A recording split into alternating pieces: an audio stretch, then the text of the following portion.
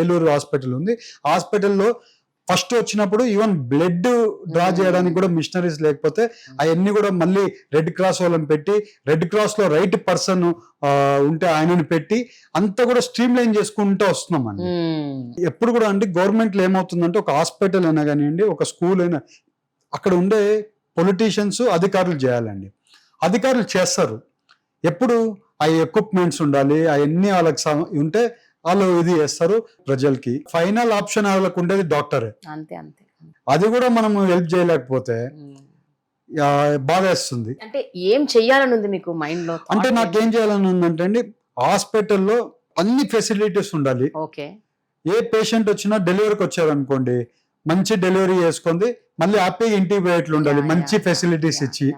ఇవాళ rich people ఉన్నారండి, ఒక్కొక్క రోజు డెలివరీ రూమ్స్లలో 4-5 లక్షలు ఒక్కొక్క రోజు అండి. 4-5 లక్షలు పెట్టి డెలివరీ చేయగలిగే వాళ్ళు ఎన్నైనా చేయగలుగుతారండి. పేద ప్రజలకే అన్ని సమస్యలు. నాకు ఎందుకో స్పెషల్ ఇంట్రెస్ట్ ఆ ఏలూరు హాస్పిటల్ ని కొంచెం బాగా చేయగలిగితే బాగుంటది.